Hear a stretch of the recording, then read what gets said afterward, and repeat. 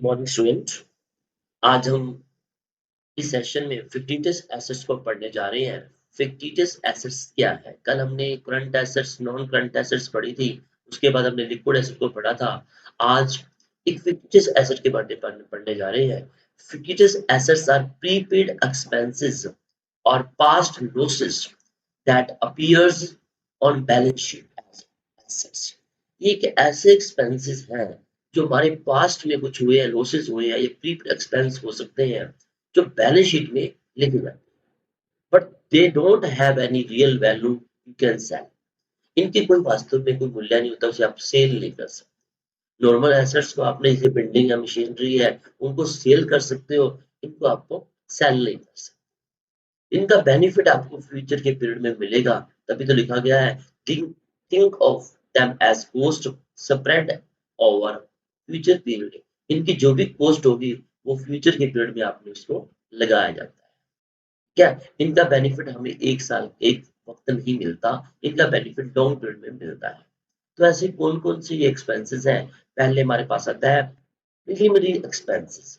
जब भी कोई बिजनेस स्टार्ट किया जाता है उस समय कुछ ना कुछ हमारी ऑपरेटिंग, लीगल फी, इनकॉर्पोरेशन कॉस्ट जो कंपनी को बनाने में लगती है, इन खर्चों को हम प्रीलिमिनरी एक्सपेंसेस बोलते हैं। और ये हमारी फिक्टिटियस एसेट्स होती हैं जिन्हें हम बैलेंस शीट में शो करते हैं। ऐसे ही हमारे पास नेक्स्ट पॉइंट, इसका एग्जांपल ले सकते हैं डिस्काउंट ऑन इशूड शेयर। जो भी आपने शेयर इशू किए हैं उनको कभी क्या क्या होता है कि आप उनकी फेस वैल्यू से कम मूल्य पर उन्हें आप सेल करते हो, तो वो भी क्या है आपके लिए फिक्टिटियस एसेट्स कंसीडर की जाती है। ऐसे ही कंपनी के कुछ अकमुलेटेड लॉस होते हैं जिनका जिनको आपने अभी तक राइट ऑफ नहीं किया, उनको भी आप फिक्टिटियस एसेट्स बोलते हैं।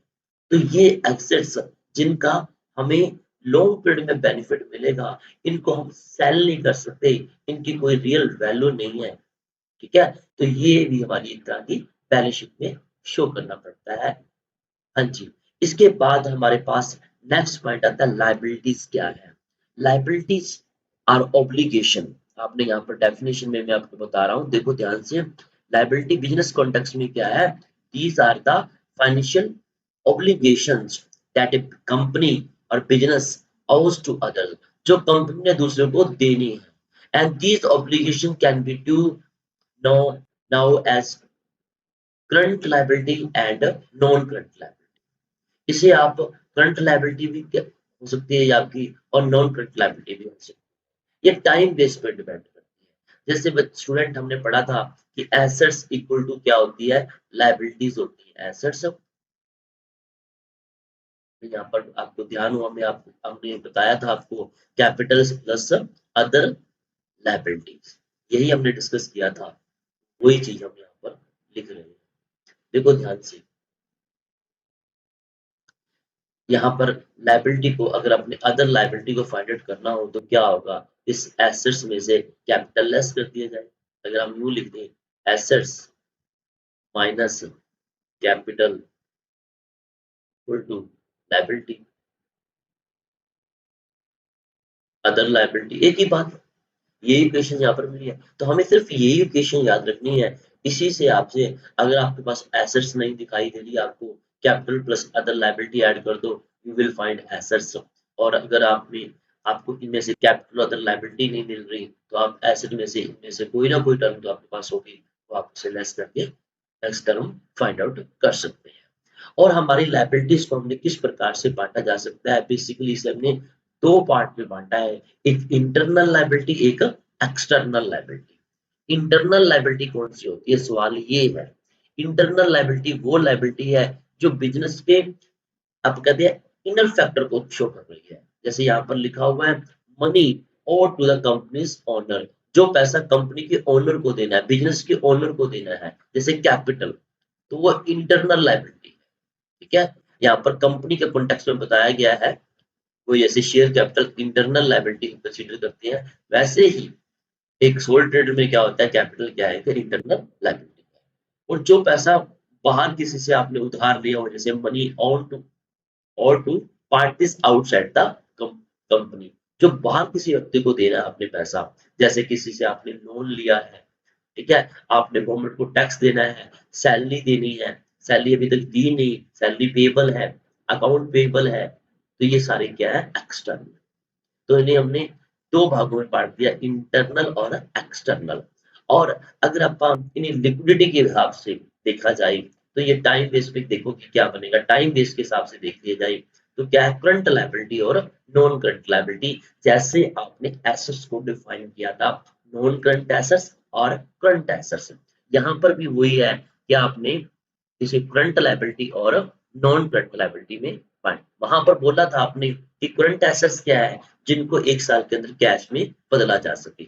सिंपली बिल्कुल सेम यहाँ पर आप कह सकते हो, these are the short term obligations that are expected to be settle within 1 year, जिनको आपको एक साल के अंदर पेमेंट करनी पड़ेगी, बिजनेस को एक साल के अंदर वो पेमेंट करनी पड़ेगी, वो क्या है, करंट लायबिलिटी। ठीक है, इसके एग्जांपल ले सकते हो, आपने अपने एम्प्लॉइज को सैलरी नहीं दी अभी तक, तो सैलरी पेबल क्या है, आपकी करंट लायबिलिटी। एक्रूड एक्सपेंसेस, ऐसे एक्सपेंसेस जो आपने अभी तक देने हैं, उनका बेनिफिट ले लिया, आपने फैन रिपेयर करवाया, आपने इलेक्ट्रिसिटी का कोई रिपेयर करवाई, वो क्या आपके लिए करंट लायबिलिटी। ठीक है, इसके बाद नॉन करंट लायबिलिटी कौन सी होंगी, these are the obligation due beyond 1 year, जिनकी पेमेंट आपने एक साल के बाद करनी है। एक साल के अंदर पेमेंट करने वाली करंट लायबिलिटी होगी, जो एक साल के बाद जिनको पेमेंट करनी है, these are the obligation due beyond 1 year, उनको आप कहेंगे नॉन करंट लायबिलिटी। इसके अंदर क्या आएगा, include mortgages, bond payable and long term loan, ये कंसीडर हमने करना। जो भी डिबेंचर्स है, आपने लोन लिया है 5 साल का, 3 साल का, 4 साल का, जो एक साल से ज्यादा है, वो क्या है, नॉन करंट लायबिलिटी। तो आपने देखा कि हमने लायबिलिटी को क्या बना, these are the financial obligation, and इसे इंटरनल भी बांटा जा सकता है और एक्सटर्नल भी। और अगर आप टाइम बेस के हिसाब से देखा जाए तो ये हमारे पास टू टाइप की देखने को मिलेगी, और इस हिसाब से आप बैलेंस शीट में शो भी करते हैं। हमारे पास नेक्स्ट टर्म है, आगे बढ़ते हुए हम देखते हैं एक्सपेंडिचर। बहुत ही इंपॉर्टेंट कंपोनेंट है अपने अकाउंट्स के अंदर। Expenditure refer to a money a company or business spends to run its operation। एक कंपनी यूज कर सकते हो, बिजनेस कह सकते हो, एक ऐसी अमाउंट जो एक बिजनेस अपने ऑपरेशंस को चलाने में खर्च करता है, और या फिर अपने गोल्स को अचीव करने के लिए उसे खर्च करना पड़ता है, स्पेंड करना पड़ता है। These expenses can be classified as a few ways. इन्हें हम किस ढंग से बांट सकते हैं, क्योंकि वो स्पेसिफिक नीड के हिसाब से उन्हें हम बांटते हैं। जैसे टाइम बेस पे बड़ा ध्यान, ये जितने भी एक्सपेंडिचर होते हैं, उनका बेनिफिट हमें कितने समय में मिलता है, उस हिसाब से इसे बांटा जाता है। जैसे हमारे पास यहाँ पर कैपिटल एक्सपेंडिचर है, रेवेन्यू एक्सपेंडिचर है, डेफर्ड एक्सपेंडिचर है। इन्हें हम डायग्राम के हिसाब से इस ढंग से बांट सकते हैं, देखेंगे आप। पहला कैपिटल एक्सपेंडिचर, फिर revenue revenue expenditure, and then deferred deferred revenue expenditure. पहला बोला कैपिटल एक्सपेंडिचर, जितनी भी आपने लॉन्ग टर्म इन्वेस्टमेंट की हुई है, एसेट्स पे, प्रॉपर्टी पे, प्लांट पे, इक्विपमेंट पे, जितनी हाई वैल्यू आउटले होती है, जिन पे आउटले का मीनिंग है आपका पैसा जा रहा है, उनका बेनिफिट लंबे समय तक मिलेगा, सेवरल ईयर तक मिलेगा। प्लांट मशीनरी पे खर्च कर दिया, बिल्डिंग पे खर्च कर दिया, ये कैपिटल एक्सपेंडिचर। ठीक है, और जो डे टू डे एक्सपेंसेस होते हैं, जो बिजनेस को चलाने के लिए किए जाते हैं, उन्हें एक ही काउंटिंग पीरियड के अंदर हमारे वो एक्सपेंस होते हैं। जैसे आपने सैलरी दी, आपने रेंट दिया, आपने मार्केटिंग पे, एडवर्टीजमेंट पे जो खर्च किया, आपने एम्प्लॉइज को वेजेस दी, रेंट दिया। ठीक है, ये सारी सारी हमारे क्या है, रेवेन्यू एक्सपेंडिचर।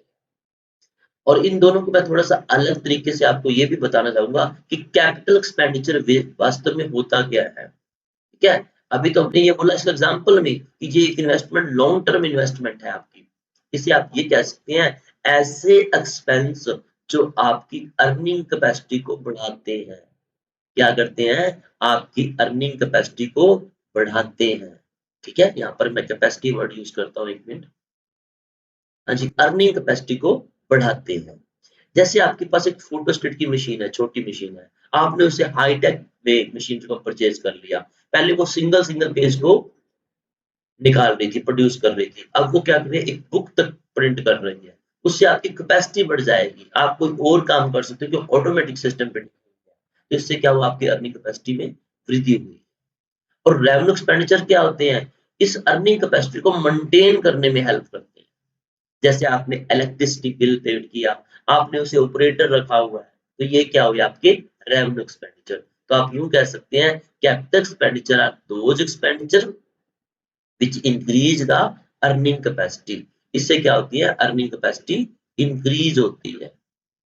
और ये क्या करते हैं, रेवेन्यू एक्सपेंडिचर क्या करते हैं, मेंटेन करते हैं। Revenue expenditure those expenditure which maintain the earning capacity. अब हमारे पास थर्ड टाइप के एक्सपेंडिचर आ जाते हैं, डेफर्ड रेवेन्यू एक्सपेंडिचर। ऐसे एक्सपेंडिचर जिनका करंट ईयर के प्रॉफिटेबिलिटी पर कोई डायरेक्ट इम्पैक्ट नहीं पड़ता। These type of expenditure क्या है, they does not directly impact the current year profitability। current year की profitability पर उनका कोई फर्क नहीं पड़ता, but provides benefit over multiple accounting period। उनका जो बेनिफिट है हमें लंबे समय तक मिले। और ये इसका इंडियन कॉन्टेक्स्ट के हिसाब से देखा जाए तो हमारे पास, मैं आपको बताऊं, आपके जो एक्सपेंस एडवर्टीजमेंट पे होते, ठीक है ना, आपके एक्सपेंस जो एडवर्टीजमेंट पे होते हैं, वो कौन से एक्सपेंडिचर है, उनका बेनिफिट आपको लंबे समय तक मिलेगा। जैसे आपने एक कंपनी है जो शाहरुख खान को, सलमान खान को या कोई और सेलिब्रिटी को वो जिनसे उनसे ऐड करवाई जाती है, तो बहुत अरबों रुपए में उनका खर्च किया जाता है। वो सारा खर्चा क्या है, जिनका बेनिफिट लॉन्ग पीरियड में मिलता है, ठीक है, वो एक साल में वो खर्चा कंसीडर नहीं किया जाता। एक स्पेसिफिक टाइप के एक्सपेंडिचर, ठीक है। तो आज हमने देखा कि हमारे पास एक्सपेंडिचर, कैपिटल एक्सपेंडिचर है, रेवेन्यू एक्सपेंडिचर है और डेफर्ड एक्सपेंडिचर है। कैपिटल का आपको क्लियर हो गया, which increase the earning capacity.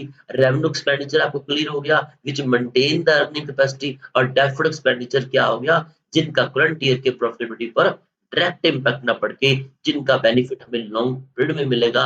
Example दे सकते हैं आप एडवर्टीजमेंट। उससे पहले मैंने आपको बताया ये कि आपकी लायबिलिटी कौन सी होती है, करंट लायबिलिटी है, नॉन करंट लायबिलिटी है। लायबिलिटी है क्या, और मैंने आपके लिए एक ही फॉर्मूला रखा हुआ है कि आप ड्यूल एस्पेक्ट का, ये अकाउंट्स का जो क्वेश्चंस बनी हुई है उन्हीं को आप ध्यान में रखें कि assets equal to capital plus other liability. इन तीनों में से आपको दो टर्म पक्का दे रखी होंगी, आप third term easily find out कर सकते हैं, जो कि आपको रेशियो के अंदर बहुत ही आपकी इसकी इंपोर्टेंस बढ़ जाती है।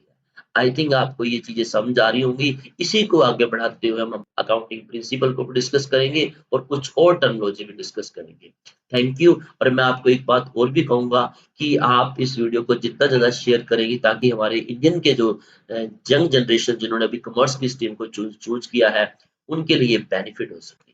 मैं चाहूंगा कि 2025 के जो स्टूडेंट हमारे से पढ़ के जा रहे हैं, वो स्टूडेंट ये ना कहीं उनसे पूछा जाए कैपिटल क्या है, ड्राइंग क्या है, बैलेंस शीट क्या है, उन्हें एक एक टर्म अच्छी तरह याद हो सके। आप इन चीजों को बार बार रिपीट करें, और रिपीट करते रहेंगे तो डेफिनेटली ये जो थिंग्स हैं, जो ये टर्म्स हैं, आपके माइंड में अपने आप स्पेस बना देंगे। आपकी मेमोरी जो है बहुत ही बड़ी मेमोरी है, जिसका कोई टेराबाइट की बात करें, गीगाबाइट की बात करें, उनसे सबसे ज्यादा जो भगवान ने दी आपको, वो बहुत इंपॉर्टेंट है। Thank you.